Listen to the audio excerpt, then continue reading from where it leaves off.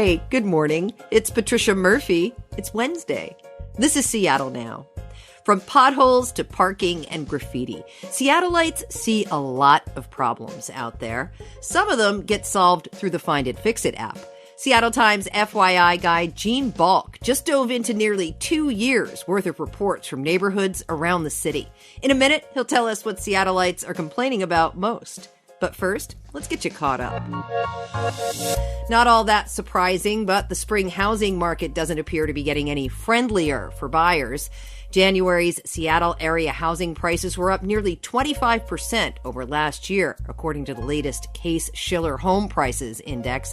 That puts us at 7th highest in the country. Usual reasons, there's a lot of people trying to buy and not a lot of inventory. Prices were up the most in Phoenix, Tampa, and Miami. A Lorax moment at the Seattle City Council yesterday. If the Lorax held down a day job in city government, the council passed a law requiring arborists and tree removal companies to register with the city before they cut down or heavily prune mature trees. They don't currently do that, and the council says that can blur the lines between legal and illegal tree cutting. Businesses have until November to show the city that they're qualified and have the expertise to do the jobs. And the Foo Fighters won't be coming back to Seattle this summer. They were set to play T-Mobile Park in August, but yesterday the band canceled their remaining tour dates after what they called the staggering loss of drummer Taylor Hawkins last week. No word on whether they'll reschedule.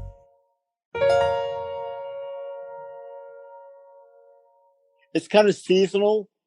For example, in the fall, a lot more illegal dumping, water on the street. So street drain issues happen a lot during the fall. Springtime, fair amount of graffiti. Graffiti is one of just easy things to do. That's James Roberson of Rainier Beach talking about the Find It, Fix It app. The city set it up in 2013 so people could report issues they see in their neighborhood, like debris, garbage, potholes. James is a supervisor for the Rainier Beach Action Coalition. He uses the app to keep up the neighborhood a lot. He's what you might call a super user. Since 2020, he's made 1,500 reports. What I find most important though is things like illegal dumping. Someone came to my neighborhood, put a whole bunch of junk there. It looked yucky. That's the stuff I really want to make sure I record the information, and then send it in. But those things really impacted the life of the community really fast. The dumping thing. Graffiti is not a great thing, but it doesn't have the same effect of being dumped on as a whole bunch of junk in your neighborhood or on your street corner that your kids have to walk by. So those things are really important to me. And the way the city works is, if you don't call them, they may not get there. And James says he sees results in a pretty reasonable amount of time.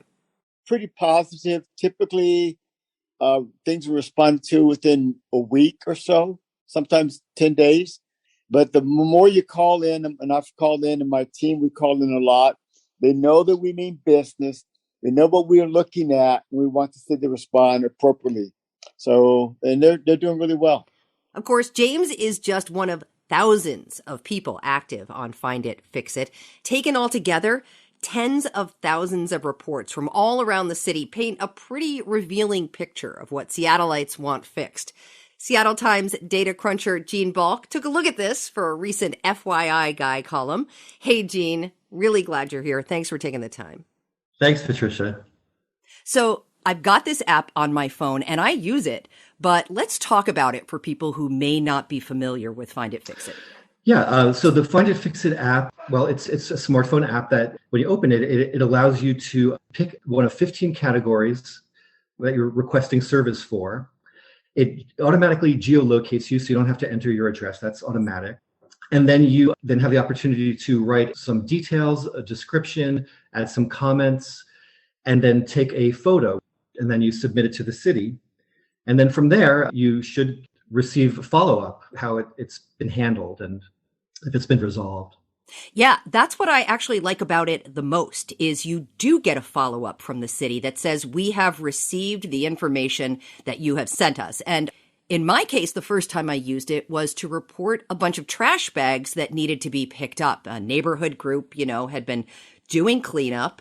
and they left the big bags doing their service project, but nobody ever came to pick up the bags. And like months went by, like I think even a season. They were starting to become part of the earth, Gene. So I went down there and I took a photo, and it took about 10 minutes, and I sent it in, and within a week they were gone. So, in my case, it was a very satisfying experience, but I'm really curious about what you found. So let's talk a little bit about the numbers. What are people complaining about?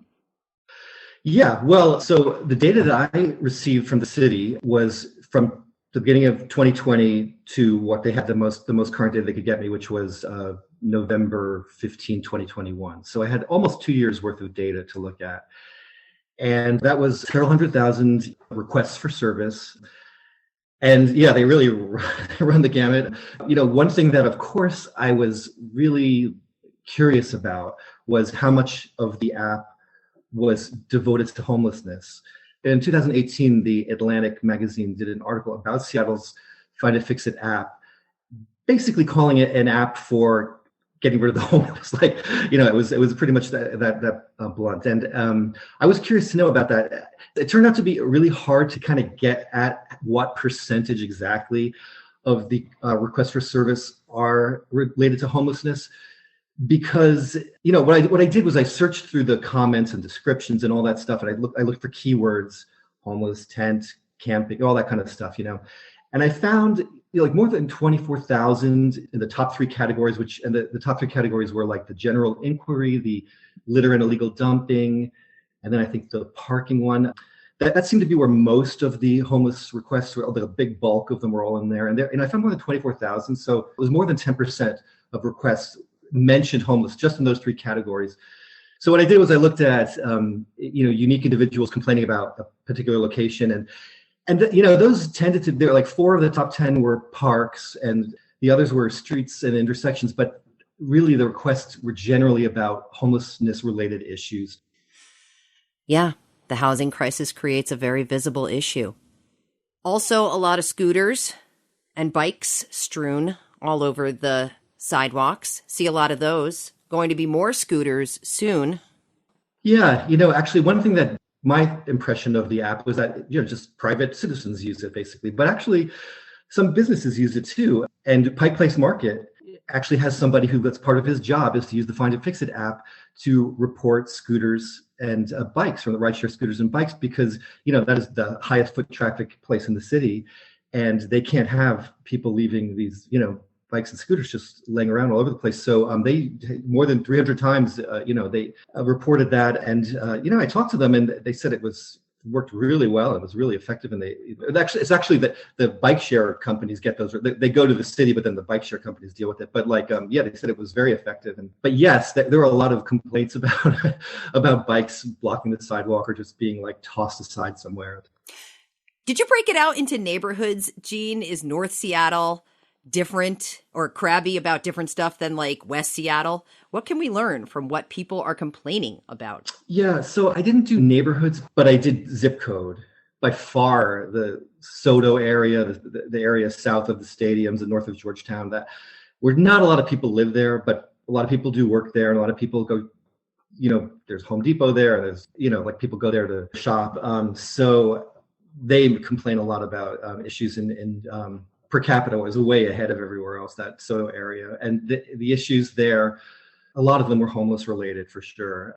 And then there was an area in West Seattle, kind of along the water there, I guess it was Fauntleroy kind of area, Arroyo Heights, sort of. That had the lowest per capita request. It's a very residential, quiet area. So, there's not as much going on.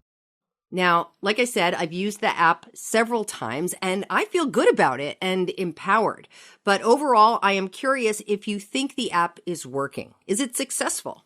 That is my sense. I did ask the city for a couple of their completion rates, and they were both really in the 90%, for the bikes and scooters, and I think the other one was potholes. And so for both of them, they were, in the 90 something percent for, their goal time. So, yeah, I think my sense is that, as far as I can tell, that it's really a good app. And the people that I spoke to, even though they said there was inconsistency, generally they were really pleased with it and thought that it worked really well. when I was looking at the top 10 addresses, I think the number 2 one maybe was in Lower Queen Anne, which is right by the entrance to the Metropolitan Market supermarket. And somebody had put a complaint in there about the prices at Metropolitan Market, which it's an interesting use of the app. I don't think the city can really do much about that, although I think a lot of people can relate to that. But that's funny. Gene Balk, Seattle Times FYI Guy, thanks so much for taking the time. Pleasure to talk to you. All right, real quick before we go, did you know that Seattle Now is a production of KUOW Public Radio? Yep, we're part of the KUOW family, so that makes you part of it too. It's our spring membership drive, and we're coming to ask you for your support. Can you pitch in $2 a month in honor of 2 years of Seattle Now, or $5 a month to celebrate our recent 500th episode? Whatever you can afford, for real. Just know your support is what makes this show possible. There's a link in the show notes to donate. Mention Seattle Now, and we'll thank you on the show. Jenny Cecil Moore produced today's show. Matt Jorgensen does our theme music. I'm Patricia Murphy. See you tomorrow.